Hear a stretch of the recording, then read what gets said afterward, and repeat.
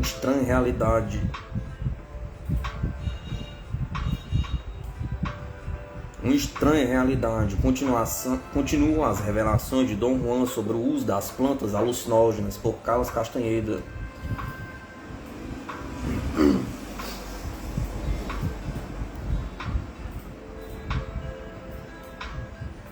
Continuação do outro vídeo, faltou energia, não deu pra terminar.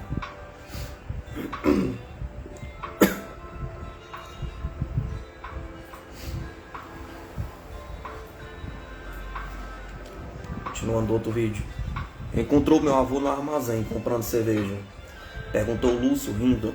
Não fui convidado para essa reunião, disse Dom Juan. Só passei aqui para perguntar se Carlos vai para Hermosilo. Disse-lhe que estava pretendendo partir no dia seguinte. Enquanto conversávamos, Benigno distribuiu as garrafas. Ele deu a dele a Dom Juan, e como entre os iaques uma recusa, mesmo por cortesia, é uma falta de educação tremenda. Dom Juan aceitou-a calado. Dei a minha a Elígio e ele foi obrigado a ficar com ela. Assim, Benigno, por sua vez, me deu a garrafa dele. Mas Lúcio, que já tinha obviamente concebido todo o esquema de boas maneiras iaque, já tinha acabado de beber a sua soda. Virou-se para Benigno, que estava com uma expressão patética na fisionomia, e disse rindo: você foi lubridiado com uma garrafa. Dom Juan disse que nunca bebia soda e colocou sua garrafa nas mãos de Benigno. Ficamos sentados debaixo da ramada em silêncio. Elígio parecia estar nervoso, ficou remexendo na aba do chapéu. Estive pensando que você disse a outra noite. Falou de a Dom Juan de que modo o peiote pode modificar a nossa vida? Perguntou. Como? Dom Juan não respondeu, ficou olhando fixamente para Elígio por um momento. Depois começou a cantar em iaque. Não era propriamente uma canção, mas uma recitação curta. Ficamos calados por muito tempo. Depois pedi a Dom Juan que me traduzisse as palavras iaques. Isso foi só para iaques, falou ele com naturalidade, sentindo deprimido. Estava certo de que ele dissera coisas de muita importância. Elígio é um índio, disse Dom Juan para mim, afinal. E como índio, Elígio não possui nada. Nós índios não possuímos nada. Tudo que você vê por aqui pertence aos Ioris. Os iaques só possuem seu ódio, aquilo que a terra lhes oferece de graça. Ninguém pronunciou uma palavra por algum tempo. E depois Dom Juan levantou-se, despediu-se e foi embora. Ficamos olhando até que desaparecesse numa curva do caminho. Nós todos parecíamos estar nervosos. Lúcio nos disse de maneira mais desorientada que o avô não tinha ficado porque detestava ensopado de coelho. Elígio estava absorto em seus pensamentos. Benigno virou-se para mim e disse bem alto: Acho que o senhor vai castigar você e Dom Juan pelo que estão fazendo. Lúcio começou a rir, Benigno acompanhou. Você está fazendo palhaçada, Benigno, replicou Elígio sério. O que você acabou de dizer não vale nada.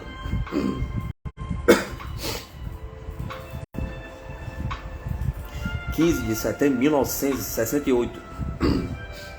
Eram 9 horas da noite, num sábado. Dom Juan estava sentado defronte de Elígio, no meio da ramada da casa de Lúcio. Dom Juan colocou seu saco de botões de peiote entre eles e cantou, balançando o corpo levemente para frente e para trás. Lúcio, Benigno e eu estávamos sentados a mais ou menos 1,5 metro atrás de Elígio, encostados na parede. A princípio estava bem escuro, tínhamos ficado sentados dentro de casa.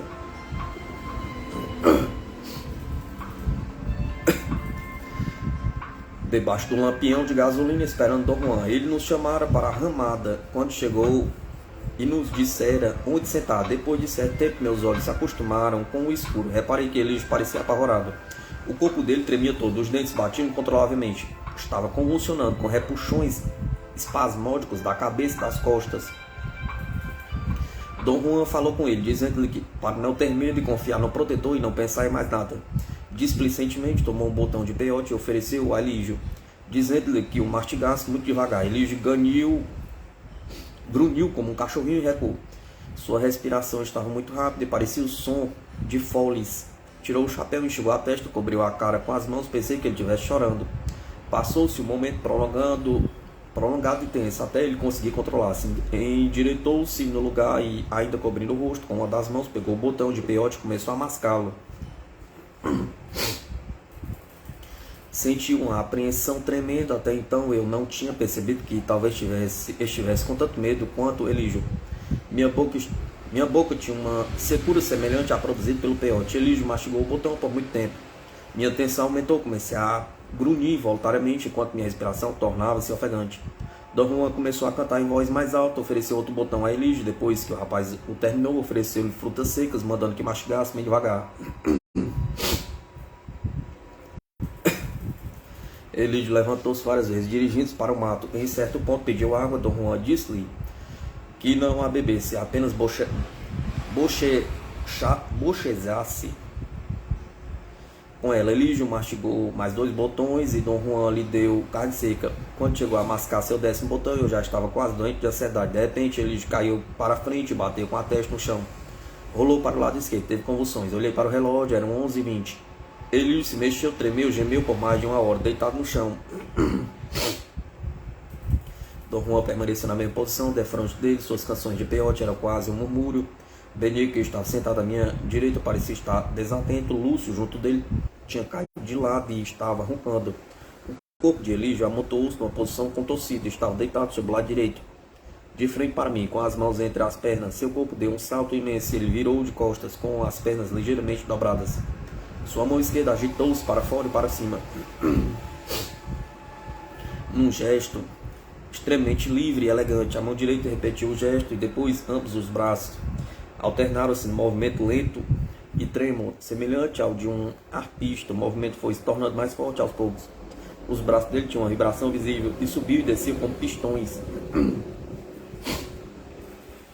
Ao mesmo tempo, suas mãos giravam para frente com o movimento do pulso e seus dedos vibravam.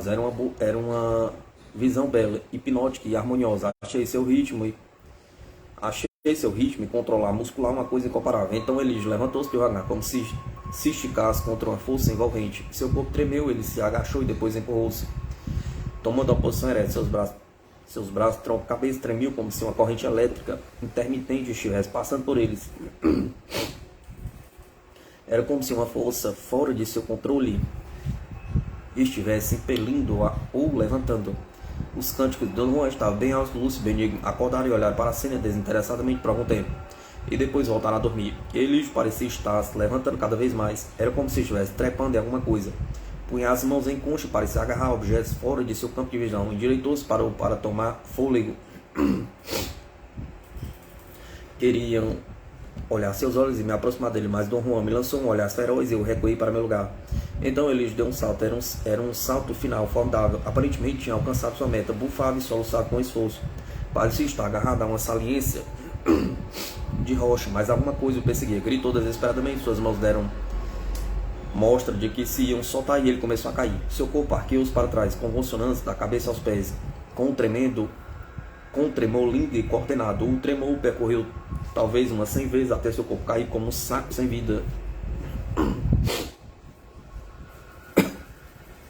Depois de certo tempo, ele estendeu os braços diante de si, como se estivesse protegendo o rosto. Suas pernas se esticaram para trás, enquanto Elígio se deitava de bruços. Eles estavam arqueados a alguns centímetros acima do chão, dando a seu corpo a aparência exata de estar deslizando ou voando a uma velocidade incrível. Sua cabeça estava arqueada o mais possível para trás, seus braços cruzados sob os olhos, protegendo-os. Eu senti o vento uivando em volta dele, prendi a respiração e sem querer dei um grito alto. Lúcia e Benigna acordaram e olharam para Elígio com curiosidade. Se você prometer comprar-me uma motocicleta, eu agora o tomarei, declarou Lúcio em voz alta. Olhei para Dom Juan, ele fez um gesto imperioso com a cabeça. Filho da mãe, resmungou Lúcio, e voltou a dormir. Elígio levantou-se e começou a caminhar. Deu uns 2 passos em minha direção e parou. Via-o sorrindo como uma expressão feliz. Tentou assobiar, não havia som claro, e no entanto havia harmonia, era uma melodia. Só tinha alguns compassos, ele repetia muitas vezes. Em seguida o assobio tornou-se distintamente audível e depois virou uma melodia definida. Ele murmurava palavras ininteligíveis, elas pareciam ser a letra da melodia. Repetiu-as horas a fio, uma canção muito simples, repetida, monótona e no entanto estranhamente bela. Ele parecia estar olhando para alguma coisa enquanto cantava. Em certo momento chegou bem perto de mim, vi seus olhos na semi-escuridão, eram vidrados petrificados. Ele riu alto, caminhou, sentou-se e tornou a caminhar, gemendo e suspirando. De repente alguma coisa pareceu empurrá-lo por trás. O corpo dele arqueou-se no meio, como se movido por uma força direta. Em certo momento Elígio estava equilibrado nas pontas dos pés, descrevendo quase um ciclo completo. As mãos tocando o chão, ele tomou a cair lentamente de costas, esticou-se todo. Um estranho rigidez. Ficou choramingando e gemendo um pouco, e depois começou a roncar. Dom Juan cobriu com sacos de aninhagem. Eram 5h35 da manhã. Lúcia e Benigno tinham adormecido ombro a ombro, encostados na parede. Dom Juan e eu ficamos ali sentados, calados muito tempo. Ele parecia estar cansado. Rompi o silêncio e perguntei-lhe acerca de Elígio. Dom Juan me disse que o encontro de Elígio com Mescalito tinha sido excepcionalmente bem sucedido. Mescalito lhe ensinaram uma canção de primeira vez que o encontrava. Da primeira vez que o encontrava, isso era realmente extraordinário. Perguntei-lhe por que não tinha deixado que Lúcio tomasse peiote em troca de uma motocicleta. Respondeu que Mescalito teria matado Lúcio se o rapaz se aproximasse dele nessas condições. Dom Juan confessou que tinha preparado tudo com cuidado para convencer o neto. Disse que contava com minha amizade com Lúcio como parte central de sua estratégia. Disse que Lúcio sempre o preocupara muito, que em certa ocasião eles tinham morado juntos e sido muito íntimos. Mas que Lúcio ficou gravemente doente aos 7 anos e o filho de Dom Juan, católico fervoroso, fez uma promessa à Virgem de Guadalupe de que Lúcio ingressaria para uma sociedade religiosa de danças de sua vida. Se sua vida fosse poupada, Lúcio restabeleceu-se, foi obrigado a cumprir a promessa. Ele permaneceu uma semana como aprendiz, então resolveu quebrar a promessa. Pensou que iria morrer por isso, preparou-se durante o dia inteiro e esperou que a morte chegasse. Todos caçoaram do garoto e o incidente nunca mais foi esquecido.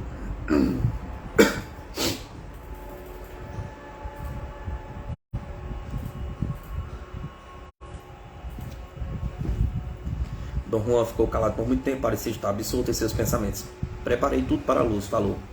E em vez dele encontrei Elígio. Eu sabia que era inútil, mas quando gostamos de uma pessoa devemos insistir, como se fosse possível refazer os homens. Lúcio tinha coragem quando era pequeno e depois perdeu-a pela vida fora. Você não pode enfeitiçá-lo, Dom Juan? Pergunta. Enfeitiçá-lo? Pergunta. Para quê? Pergunta. Para ele se modificar e recuperar sua coragem. A gente não enfeitiça ninguém para ter coragem. Ela é uma coisa pessoal. O feitiço é para tornar as pessoas inofensivas, ou doentes, ou burras. Não se enfeitiça para fazer guerreiros. Para ser um guerreiro é preciso ser claro como cristal, como Elígio. Esse é um homem de coragem. Elígio roncava pacatanamente debaixo dos sacos de aninhagem. Já era dia claro. O céu estava de azul puríssimo, não se via uma nuvem. Eu daria tudo no mundo, falei, para saber a respeito da viagem de Elígio. Importaria se eu pedisse a ele para me contar? Perguntou. De maneira alguma você deve fazer isso. Por que não? Conto-lhe todas as minhas experiências. Conto-lhe todas as minhas experiências. Isso é diferente. Não está na sua natureza guardar as coisas para si. Elígio é índio. A viagem dele é tudo o que tem. Quem me dera que tivesse sido Lúcio. Não há nada que você possa fazer, Dom Juan? Pergunta. Não, infelizmente. Não há jeito de se dar ossos a uma água viva. Foi uma loucura minha. O sol saiu, sua luz ofuscou meus olhos cansados.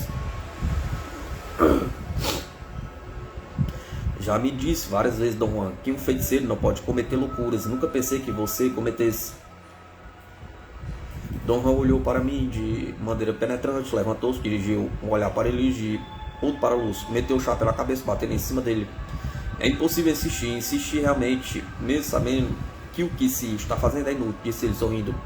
Mas primeiro temos de saber que nossos atos são inúteis e, no entanto, temos de proceder como se não o soubéssemos. É esta a loucura controlada de um feiticeiro. Voltei à casa de Dom Juan no dia 3 de outubro de 1968, com o único objetivo de indagar acerca dos fatos referentes à iniciação de Elígio. Uma torrente de perguntas quase infindável me ocorreu ao reler o relato do que aconteceu naquela ocasião. Eu queria explicações muito precisas, de modo que preparei uma lista de perguntas com antecedência, escolhendo com cuidado as palavras mais adequadas. Naquela noite eu vi Dom Juan, perguntei. Quase. Respondeu. Você viu que eu estava vendo? Você viu que eu estava vendo os movimentos de Elígio? Pergunta. Resposta. Sim, eu vi que Mescalita estava permitido que você visse parte da lição de Elígio, pois senão você estaria olhando para um homem sentado ali, ou talvez deitado ali. No último mitote, você não reparou que os homens estivessem fazendo alguma coisa, não foi? Pergunta.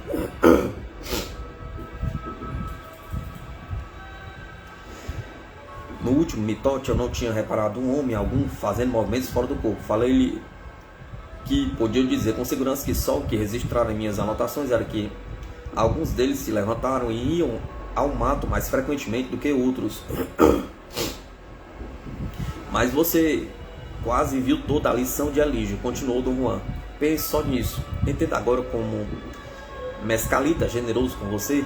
Entende agora como Mescalita é generoso com você? Pergunta. Mescalita nunca foi tão delicado com ninguém, que eu saiba, ninguém. E no entanto você não tem consideração pela generosidade dele. Como é que pode desprezá-lo tão rudemente? Pergunta. Ou talvez eu devo perguntar em troca de que está desprezando o Mescalito? Pergunta.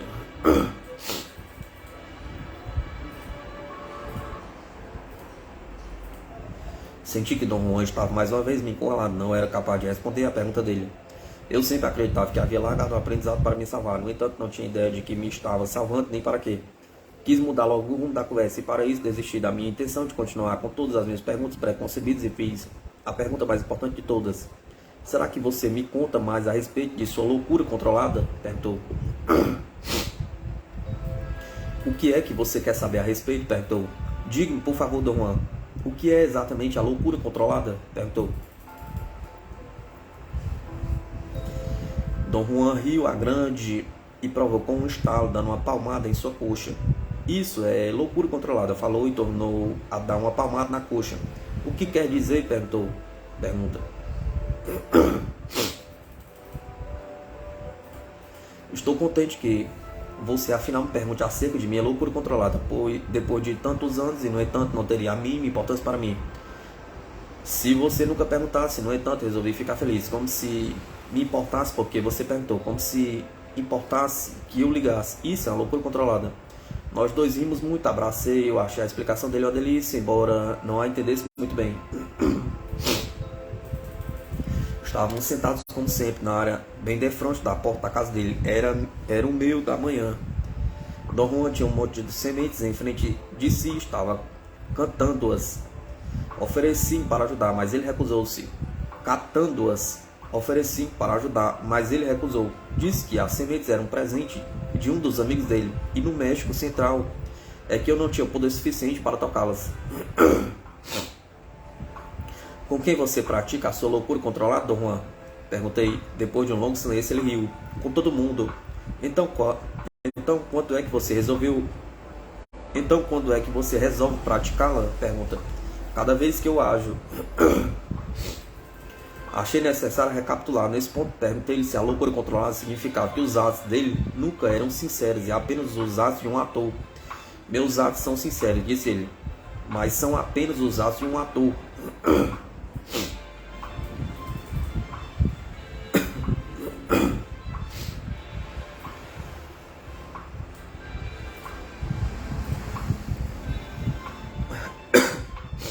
Então tudo que você faz deve ser loucura controlada. Falei, realmente surpreendido. Sim, tudo. Mas isso não pode ser verdade, protestei. Não acredito que todos seus atos sejam só loucura controlada. Por que não? Respondeu ele com um ar misterioso. Isso significaria que nada lhe importa e você não liga realmente para nada ou ninguém.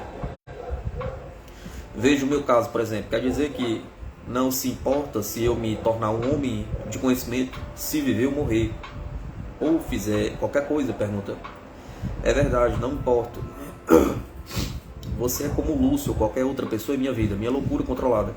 Senti uma sensação especial de vazio, evidentemente, não havia um motivo no mundo porque Dom Juan devesse importar-se comigo, mas, por outro lado, eu tinha quase certeza de que ele me estimava pessoalmente.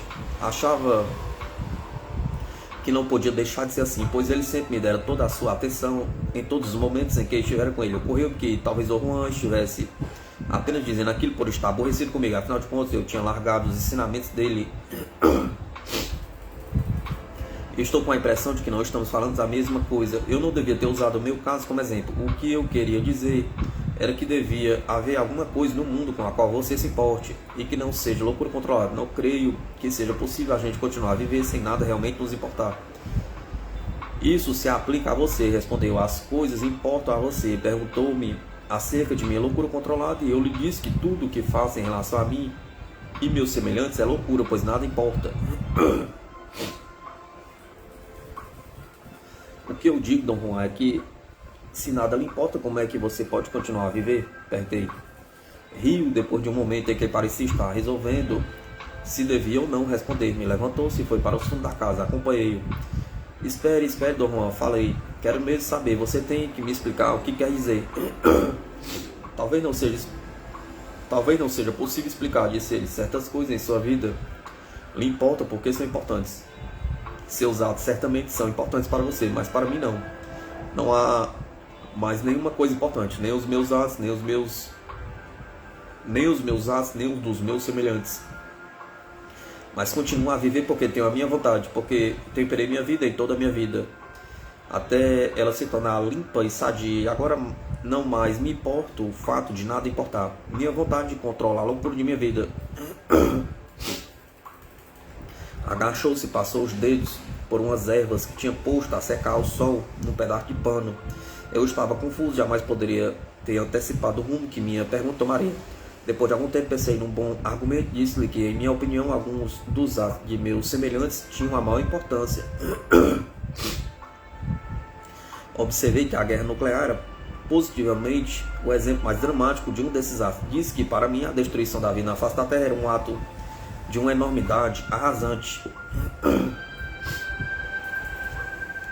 Você crê nisso porque está pensando na vida, disse Dom Juan, com um brilho nos olhos. Não está vendo.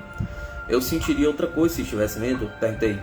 Quando o homem aprende a ver, ele se encontra sozinho no mundo. Apenas com a loucura, disse Dom Juan misteriosamente. Parou um momento e olhou para mim como se quisesse avaliar o efeito de suas palavras. Seus atos, bem como os atos de seus semelhantes em geral, parece-lhe importante porque você aprendeu a pensar que são importantes. Ele usou a palavra aprendeu, entre aspas, com uma anotação tão especial que me levou a perguntar o que ele queria dizer com aquilo. Parou de mexer nas plantas e olhou para mim. Aprendemos a pensar sobre tudo, disse ele. Depois exercitamos nossos olhos para olharem como pensamentos a respeito das coisas que olhamos.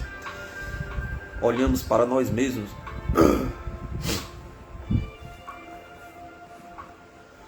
Olhamos para nós mesmos já pensando que somos importantes e por isso temos de sentir-nos importantes. Mas quando o homem aprende a ver, então entende que não pode mais pensar a respeito das coisas que ele olha. E se não pode mais pensar sobre as coisas que olha, tudo fica sem importância. Dom Juan deve ter percebido minha expressão intrigada, de modo que repetiu suas declarações 3 vezes, como que para me fazer entendê-las. O que ele dizia a princípio me parecia besteira, porém depois que pensei naquilo, suas palavras apareciam mais como uma declaração complexa a respeito de muitas facetas da percepção. Tentei imaginar unir boa pergunta que o levasse a esclarecer seu argumento, mas não consegui pensar em nada. De repente senti-me exausto, não consegui mais raciocinar claramente. Dom Juan apareceu, observar minha fadiga, me falou e me afagou delicadamente. Limpe essas plantas, falou, e depois pique-as com cuidado e ponha nesse pote aqui.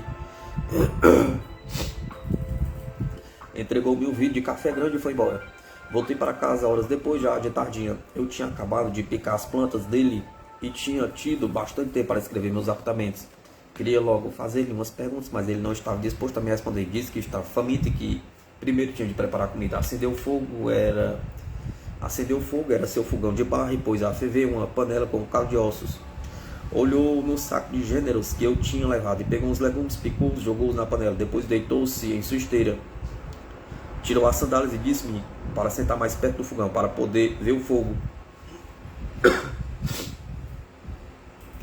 Já estava quase escuro. De onde eu estava, via o céu no oeste. As bordas de umas nuvens desses estavam tingidas de um amarelo escuro, enquanto o centro das nuvens era quase negro. Eu ia comentar sobre a beleza das nuvens, mas ele falou primeiro.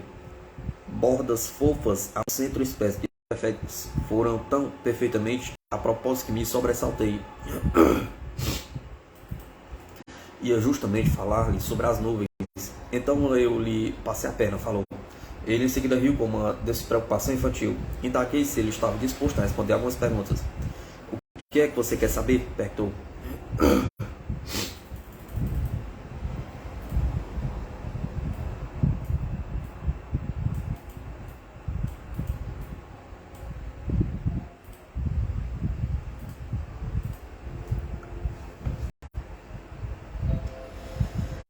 Aquilo que você me disse hoje à tarde sobre a loucura controlada me perturbou muito. Não consigo compreender o que você queria dizer. Claro que não consegue compreender, falou. Você está tentando pensar a respeito. E o que eu disse não se coaduna com seus pensamentos. Estou tentando pensar a respeito porque esse é o único meio pelo qual eu pessoalmente consigo entender alguma coisa. Por exemplo, Dom Juan. Quer dizer que uma vez que um homem aprende a ver tudo no mundo passa a ser sem valor? Perguntei. Eu não disse sem valor, falei sem importância, tudo é igual e dessa forma sem importância. Por exemplo, não há meio de eu dizer que meus atos sejam mais importantes do que os seus, ou que uma coisa seja mais essencial do que outra. E portanto todas as coisas são iguais, e sendo iguais são sem importância. Perguntei-lhe se as suas declarações eram uma afirmação de que o que ele chamara de ver era realmente um meio melhor do que apenas olhar para as coisas. Ele disse que os olhos do homem podiam desempenhar ambas as funções, mas que nenhuma das duas era melhor do que a outra. No entanto, treinar os olhos apenas para olhar para ele era um desperdício necessário. Por exemplo, precisamos olhar com nossos olhos para rir, disse ele, porque só quando olhamos para as coisas é que pegamos o lado engraçado do mundo. Por outro lado, quando os nossos olhos veem, tudo é tão igual que nada é engraçado. Quer dizer, Dom Juan, que o homem que vê nunca pode rir? Pergunta. Ficou calado por algum tempo. Talvez haja homens de conhecimento que nunca riem, falou. Mas não conheço nenhum. Aqueles que eu conheço veem e olham de modo que riem.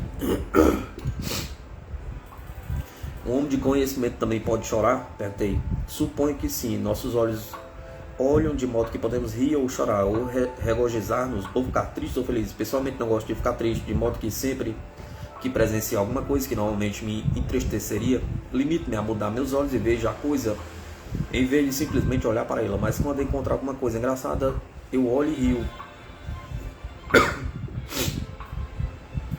Mas então, Dom Juan, o seu riso é verdadeiro e não a loucura controlada. Dom Juan ficou olhando para mim fixamente.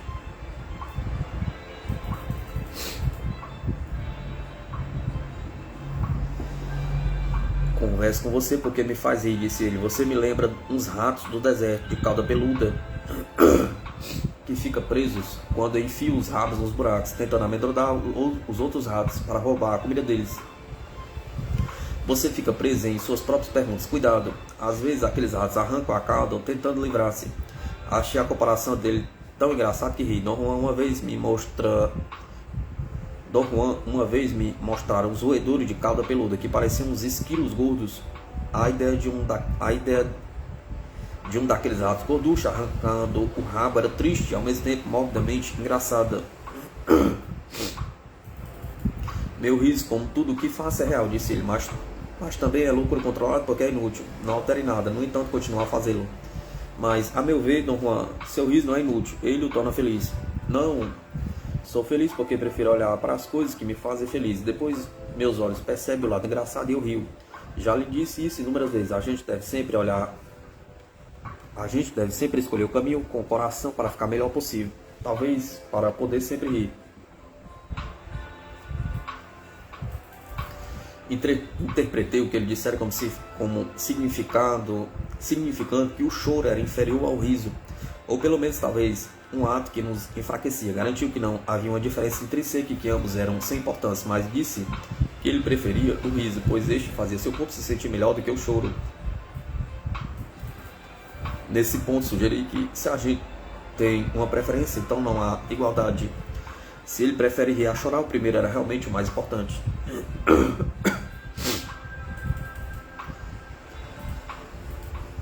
Obstinadamente insisti em que sua preferência não significava que os dois não fossem iguais. Eu argumentei que nossa discussão podia ampliar-se logicamente, até se dizer que se as coisas fossem assim tão iguais, por que também não escolher a morte? Pergunta. Há muitos homens de conhecimento que fazem isso, falou. Um dia eles podem simplesmente desaparecer. As pessoas podem pensar que eles caíram numa emboscada e foram mortos por causa de seus atos. Preferem morrer porque não se importam. Por outro lado, prefiro viver e rir. Não porque imposto, mas porque essa escolha é de minha natureza. O motivo porque digo que prefiro é que eu vejo, mas não é que prefiro viver. Minha vontade me faz continuar a viver a despeito de tudo que eu possa ver. Você não me está entendendo agora por causa de seu hábito de pensar enquanto pensa. Essa declaração me entregou muito, pedi que ele explicasse o que queria dizer, repeti a mesma frase várias vezes, como quis tanto tempo para arrumá-la em termos diferentes. E depois expôs seus argumentos, afirmando que, por pensar, ele queria dizer a ideia constante que temos de tudo no mundo. Disse que ver elimina esse hábito e até eu aprender a ver, eu não podia realmente compreender o que ele queria dizer. Mas, se nada tem importância, Dom Juan, por que importa que eu aprenda a ver? Perguntou. Já lhe disse uma vez que nosso destino como homem é aprender. Para melhor ou pior, afirmou. Aprendi a ver e lhe digo que nada realmente importa. Agora é sua vez. Talvez algum dia aprenda a ver e então saberá que as coisas se as coisas importam ou não. Para mim nada importa, mas talvez para você tudo importará. Você já devia saber que um homem de conhecimento vive pelos atos e não por pensar nos atos. E não por pensar no que vai pensar depois que acaba de agir. Um homem de conhecimento escolhe o caminho do coração e o segue, depois olha e regozija e ri. E então ele vê e sabe que sua vida terminará muito depressa, sabe que ele, como todos os outros, não vai a parte alguma. Sabe porque vê que nada é mais importante do que qualquer outra coisa. Em outras palavras, um homem de conhecimento não tem honra, nem dignidade, nem família, nem nome, nem prática, mas apenas a vida a ser vivida. E nessa circunstância, onde a ligação com seus semelhantes é sua loucura controlada. Assim, um homem de conhecimento se esforça, transpira e bufa, e se olhar para frente, parece um homem comum, só que tem que a loucura de sua vida está controlada. Como nada é mais importante do que outra coisa qualquer, um homem de conhecimento escolhe qualquer ato e age como se lhe importasse. Sua loucura controlada o leva a dizer que o que ele faz importa e o faz agir como se importasse. No entanto, ele sabe que não é assim, de modo que, quando pratica seus atos, ele se retira em paz e quer seus atos sejam bons ou maus, deem certo ou não. Isso não o afeta de todo.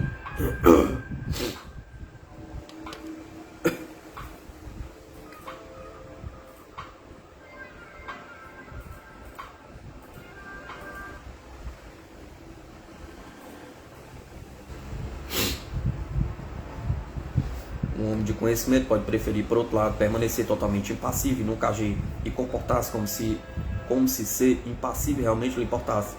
Ele também seria sincero agindo assim, pois isso também seria sua loucura controlada. Nesse ponto, Meti-me num esforço muito complexo para explicar a Dom Juan que eu estava interessado era saber o que poderia motivar um homem de conhecimento para agir de determinada maneira, a despeito do fato dele saber que nada importava. Ele riu baixinho antes de responder.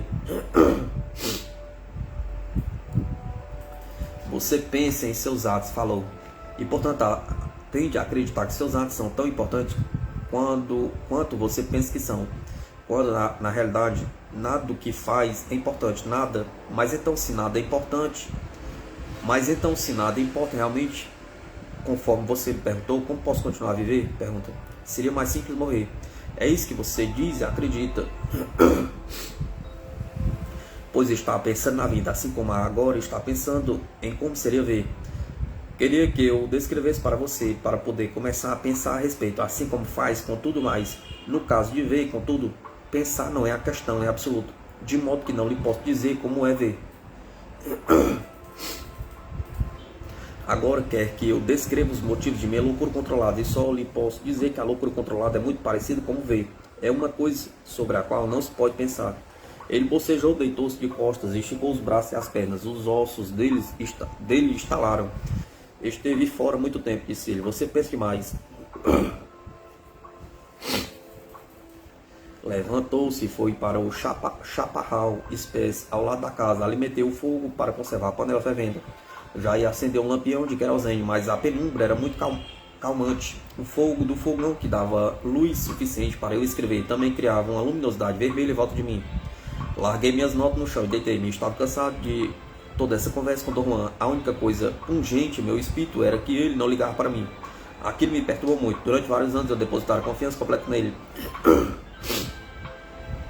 Se não tivesse essa confiança, eu teria ficado paralisado de medo com a ideia de aprender o conhecimento dele. A premissa que eu baseara minha confiança era a ideia de que ele me apreciava pessoalmente. Na verdade, eu sempre o temera, mas controlava meu medo porque confiava nele. Quando tirou aquela base, fiquei sem nada para me apoiar e senti-me desamparado. Fui possuído de uma angústia muito estranha. Fiquei extremamente agitado e comecei a andar para um lado e outro diante do fogão. Dom Juan estava demorando muito. Esperei com impaciência. Voltou um pouco. Depois tornou a sentar-se de frente do fogão.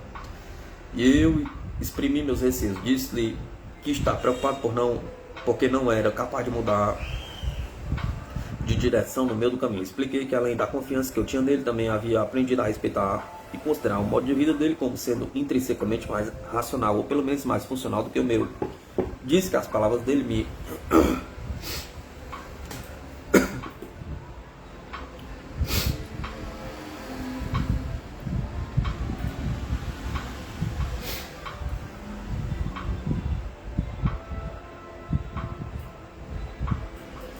haviam lançado no conflito terrível, porque me obrigava a modificar meus sentimentos. Para ilustrar meu ponto de vista, contei a Dom Juan a história de um senhor de minha cultura, um advogado muito rico e conservador, que viveu sua vida convencido de estar sustentando a verdade. No princípio dos anos de 1930, com o advento do New Deal, ele se viu envolvido apaixonadamente no drama político da época. Tinha certeza absoluta de que a mudança era nociva para o país e, por dedicação a seu modo de vida e a convicção de estar certo, jurou lutar contra o que considerava um mal político. Mas a maré dos tempos foi poderosa demais e venceu. Lutou durante 10 anos contra aquilo na arena política e no setor de sua vida privada. Depois da Segunda Guerra Mundial, reduziu seus esforços a uma derrota total. Sua queda política e ideológica produzira nele uma amargura profunda. Tornou-se um exilado voluntário por 25 anos. Quando o conheci, tinha 84 anos. E voltara para sua cidade natal para passar seus últimos anos no asilo de velhos. Parecia inconcebível para mim que tivesse vivido tanto tempo. Considerando a maneira como havia desperdiçado sua vida na amargura e autocompaixão, não sei por que motivo ele gostava de minha companhia e conversamos muito. Na última vez que o vi, ele concluiu nossa conversa com as seguintes palavras: tive tempo de olhar para trás e examinar minha vida. Hoje os problemas do meu tempo são apenas história e nem mesmo uma história interessante. Talvez eu tenha desperdiçado anos da vida perseguindo uma coisa que nunca existiu. Ultimamente tenho tido a impressão de que acreditei numa farsa. Não vale a pena, creio que sei disso. No momento não posso recuperar os 40 anos que perdi. Falei a Dom Juan que meu conflito era oriundo das dúvidas suscitadas pelas palavras deles a respeito da loucura controlada. Se nada importava realmente, se nada importa realmente, disse eu. Ao se tornar um homem de conhecimento, a pessoa se encontrará forçosamente tão vária quanto meu amigo. E numa situação nada melhor. Isso não é verdade, replicou Dom Juan, num tom cortante. Seu amigo está solitário porque há de morrer sem ver. Em sua vida apenas envelheceu e agora tem de ter mais pena de si ainda do que antes. Sente que jogou fora 40 anos porque andou atrás de vitórias e só encontrou derrotas. Nunca há de saber que ser vitorioso e ser derrotado são a mesma coisa.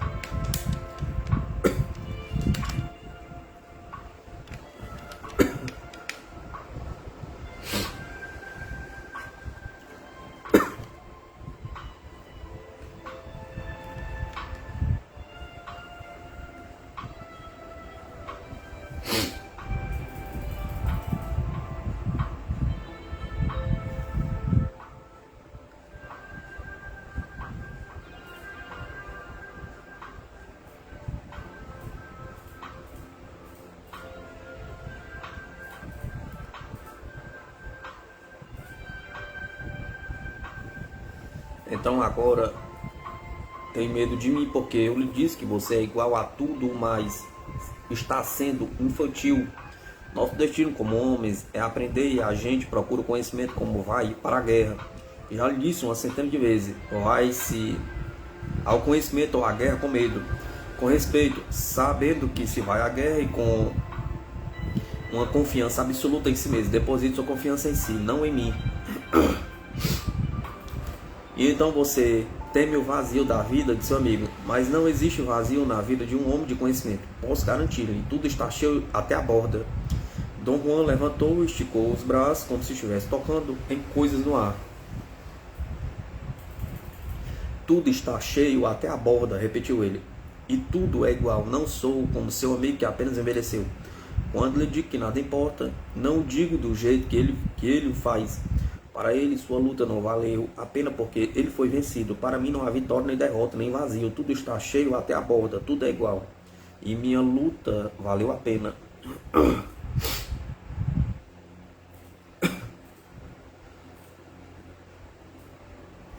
A fim de se tornar um homem de conhecimento, a pessoa tem que ser um guerreiro, não uma criança choramingando. É preciso lutar sem desistir, sem reclamar, sem hesitar, até ver, só para compreender, então que nada importa. Dom Juan mexeu a panela com a colher de pau, a comida estava pronta. Tirou a panela do fogo, colocou num bloco de tijolo retangular que ele tinha construído, encostado à parede, que servia de prateleira ou mesa. Com o pé ele empurrou 2 caixotinhos que serviam de cômodas, cadeiras, especialmente se a pessoa se sentasse encostada nas vigas que sustentavam a parede. Fez sinal para sentar e depois serviu uma tigela de sopa. Sorriu, seus olhos brilhavam como se ele realmente estivesse gostando da minha companhia. Empurrou a tigela para mim com delicadeza. Havia tanto carinho e bondade no seu gesto que parecia até um apelo para restabelecer minha confiança nele. Senti-me um idiota, tentei mudar de disposição procurando minha colher, mas não a encontrei. A sopa estava muito quente para poder ser tomada diretamente da tigela. E enquanto ela esfriava, perguntei a Dom Juan se a loucura controlada significava que um homem de conhecimento não podia mais gostar de ninguém. Ele parou de comer e riu. Você se preocupa demais em gostar das pessoas ou em pensar se gosta em você, falou. Um homem de conhecimento gosta e pronto. Gosta daquilo, da pessoa que quer. Mas utilize sua loucura controlada para não se preocupar com isso. O oposto do que você está fazendo agora. Gostar das pessoas ou se apreciar por elas não é tudo o que se pode fazer como homem. Ficou olhando fixamente para mim com a cabeça inclinada para um lado. Pense nisso, disse ele. Há mais uma coisa que desejo perguntar, Dom Juan. Você falou que temos de olhar com nossos olhos para rir, mas acredito que rimos porque pensamos. Veja um cego, ele também ri. Não, respondeu. Os cegos não riem. Seus corpos estremecem um pouco com o riso. Nunca viram a parte engraçada do mundo e tenho de imaginá-la. O riso deles não é uma gargalhada. Não Conversamos mais, eu tinha uma sensação de bem-estar, de felicidade. Comemos em silêncio, depois Dom Juan começou a rir. Eu estava usando um galho seco para pôr os legumes na boca.